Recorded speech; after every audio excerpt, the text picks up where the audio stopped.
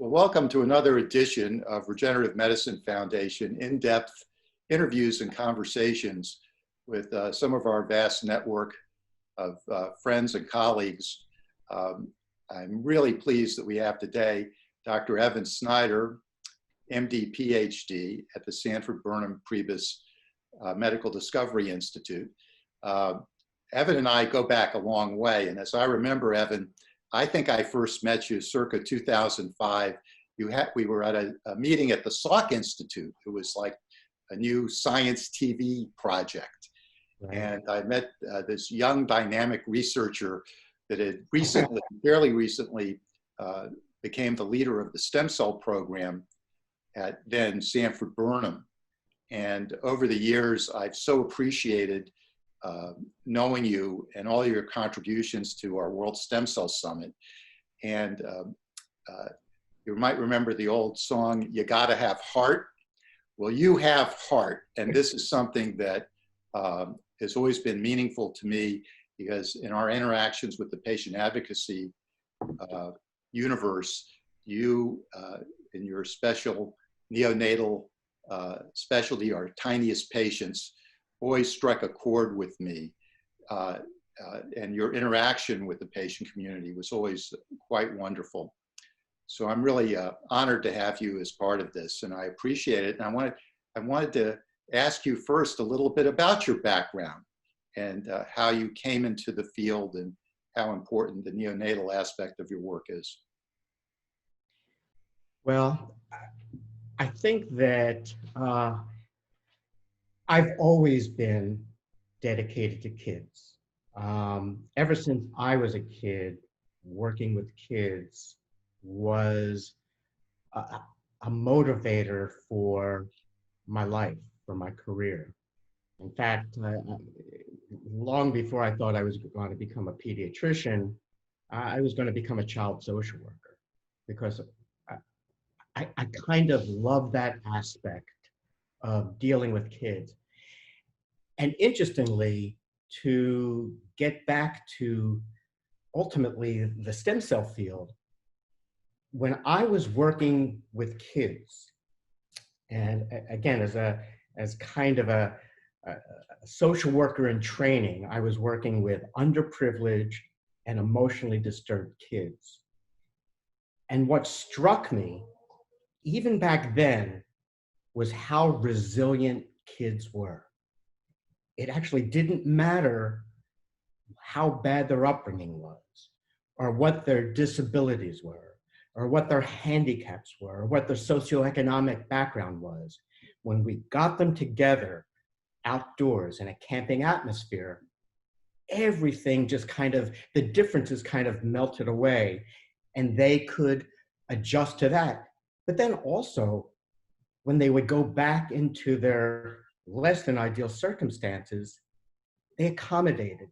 It was just kind of amazing how just things that would throw an adult, that would make an adult despair, just seemed to be the way kids dealt with things. And I always thought about that. Then, when ultimately I did become a pediatrician, what struck me was how resilient medically kids were, particularly neonates. And by that I mean, working in the newborn intensive care unit, we would often have babies who would have brain injuries, strokes or bleeds or things like that.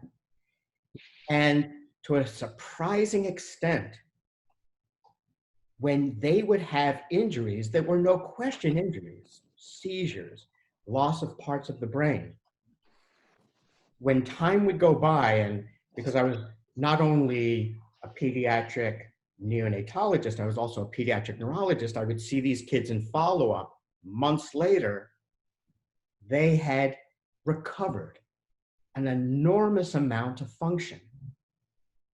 And I was struck by that. And I would go to my professors, to my attendings, and I said, how can this happen? I mean, this kind of stroke, if this were an adult, would be devastating. how does this happen? And they would say, kids do that. And I became intrigued to figure out, how did that happen?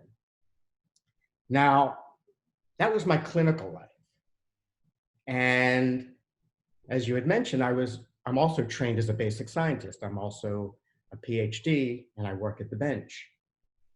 And at the time, what I was going to be doing was just trying to figure out how the brain is put together. And when I started doing that, the concept of how the brain was put together was a very deterministic, rigid point of view. It was the point of view that had existed in neuroscience since the days of Cajal for the last century. And I was at the bench trying to see whether we could use cells to recreate brains in a dish, which is kind of interesting that this was happening 30 years ago. And now we're revisiting that. And I was trying to do that. And every single time I thought I had a key building block, and now I would make another key building block, and I was ready to start my experiments, the building blocks would start changing. And what do you mean by that? Well, I would think that I had a cell that was a neuron, and put that aside, put that into the dish, or at least a young neuron. And I thought, now I have a plate of neurons. And even if that cell that I used to identify the neuron indeed was a neuron, a nerve cell, all the cells around it that started spewing off became all kinds of different cells. And then I thought, okay, what I'm going to do is I'm going to start with the young version of this and then just look at what it becomes. And it started changing. In other words, I thought that I would have my pod of nerve cells and my pod of astrocytes and my pod of oligodendrocytes, and then I'd even have little subpods. I'd have my pod of granule neurons and my pod of Purkinje cell neurons and cortical neurons. And they all just started, when I turned my back, just started changing. And I went, well, this is very frustrating. And my colleagues said, well, just abandon the experiment. Obviously this is a tissue culture artifact, and you're just not going to be able to do what you wanted to do, and just find another project. And thinking about what I had experienced, first taking care of kids, and then seeing what I was seeing actually at the bedside.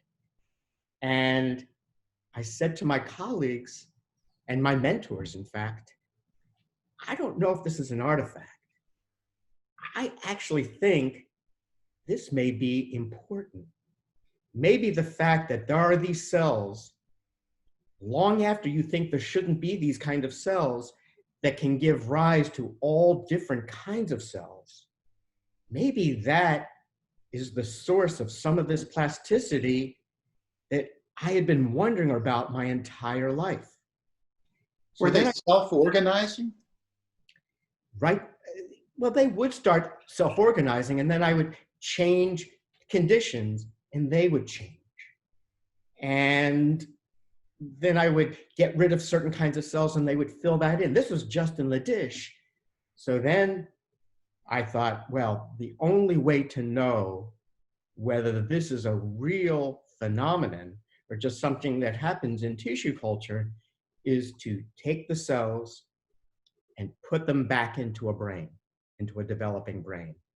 And I kind of did this in a little bit behind closed doors, because everybody had told me that this was an experiment that should be abandoned. But I took the cells and put them into some newborn mice and literally just let them go. In fact, I let them go for 2 years because I had to do other things. And then finally, I said, well, we're getting towards the end of the normal lifespan of a mouse. Mice in a lab don't live 2 years. So I went to examine the brains of these mice that I had transplanted nearly 2 years before. And it was filled with these stem cells of all different types that I knew had come from a single mother cell. What were the was the implications of this discovery? Well, to this day, it's one of the most exciting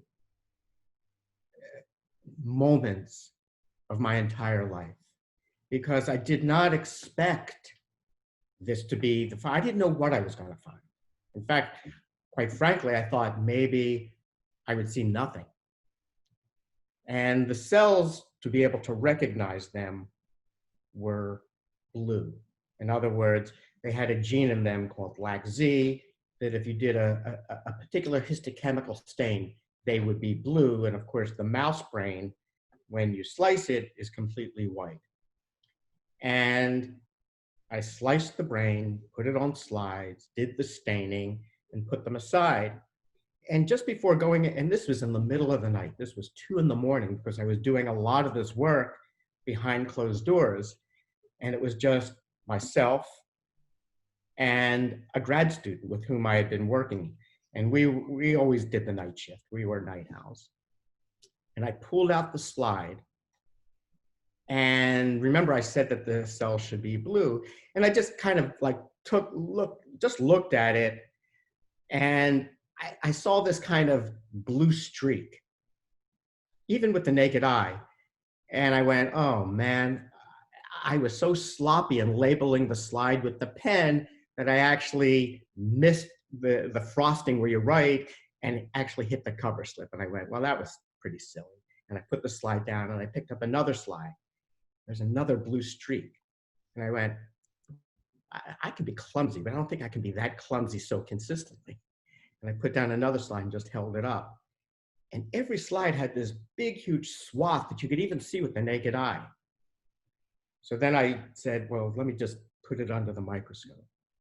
And I put it under the microscope, and the region that I had implanted, which was the cerebellum, that's what I was focusing on at the time, had this huge swath of blue, meaning stem cell derived cells, completely neatly integrated into the proper layer of that brain, just filling it out, completely intermixed with the animal's own cells. You couldn't even see the difference if you hadn't have done this blue stain. So Evan, what year was that?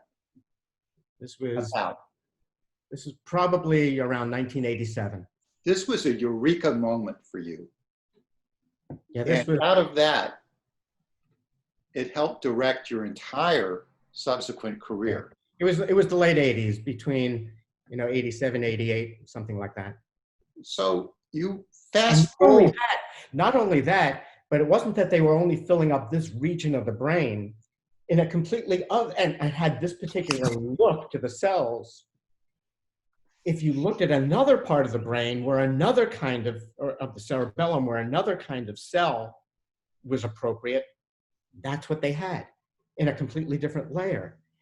So I still remember just I gasped. And I said, David, come over and take a look at this. And I said, tell me what you think I'm seeing. And he went over from his work, looked at the microscope, and his jaw dropped. And he went, oh my God. And the first thing we said to ourselves is, how are we going to tell our bosses that we were doing these experiments all these years? So wait a minute, I have to put it in context. Where was this experiment taking place? Behind closed doors. At Harvard. At Harvard. Is that what you mean? Yeah. Yeah, at Harvard. So I need you to fast forward, because from that, you are one of the leading researchers in the area of pluripotency. Or at And I least, want you to move forward in time. You took over or took the position at the Sanford Burnham, now Sanford Burnham Priebus, and you have become a recognized expert in pluripotent cells. And I want you to focus, if you will, on what that means to science, but also what it means as a tool for drug discovery and as a tool for finding cures. okay. So in that one experiment, we wrote up the paper. It became a first author paper in Cell. And I ended, as one does in any journal article you write, in the very last paragraph as to what could be the implications of this single observation.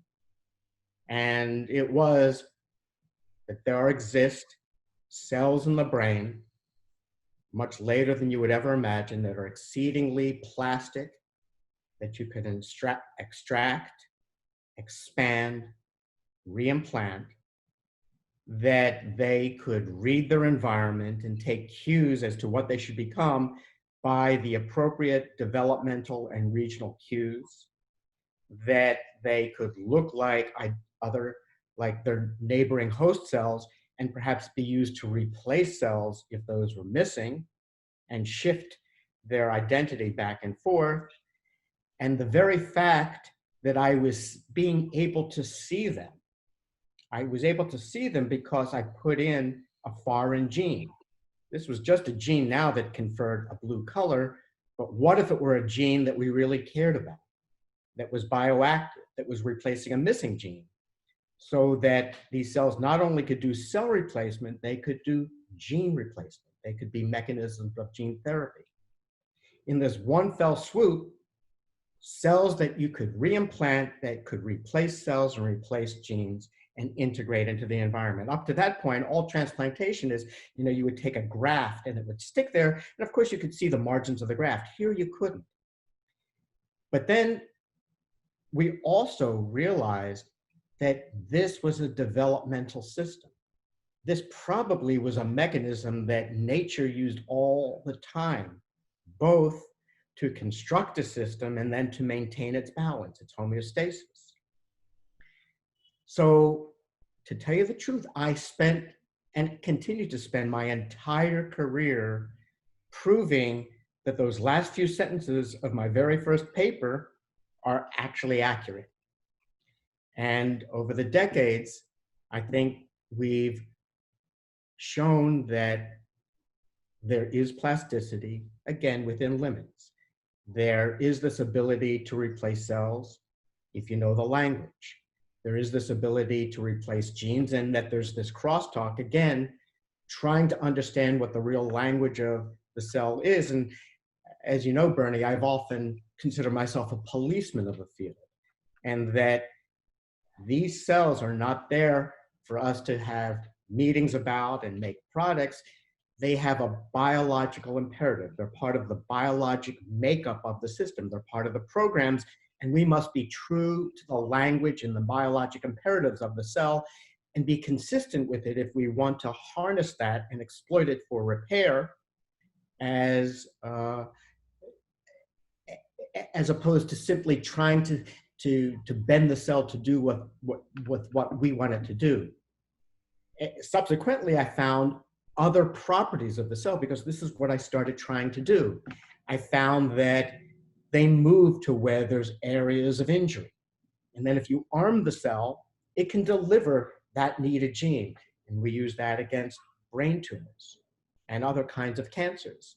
But then we realized that maybe cancers are just the nasty flip side of a normal stem cell. And that allowed us to start thinking about this notion that nasty stem cells, kind of Darth Vader stem cells, have gone to the dark side and taken all the properties of the Jedi Knight, but for ill. Then we also recognize that if certain diseases maybe really are diseases of stem cells, the old dictum, of course, is that when you're a hammer, everything looks like a nail. And I started thinking about that degeneration is stem cell function that has petered out. Oncogenesis are stem cells that have gotten the wrong signals and gone to the dark side. But what I've always been a true advocate for is this notion that these are fundamental developmental programs, and where better can a developmental tool find its most useful expression, and that's in developmental systems. So a developmental system, that's my home population, kids. And kids have monogenic diseases, and kids have well-defined reasons why cells are lost. And they also develop cancers and degeneration and missing genes and have injuries. But that is the perfect testing ground for this hypothesis that a developmental tool can be useful.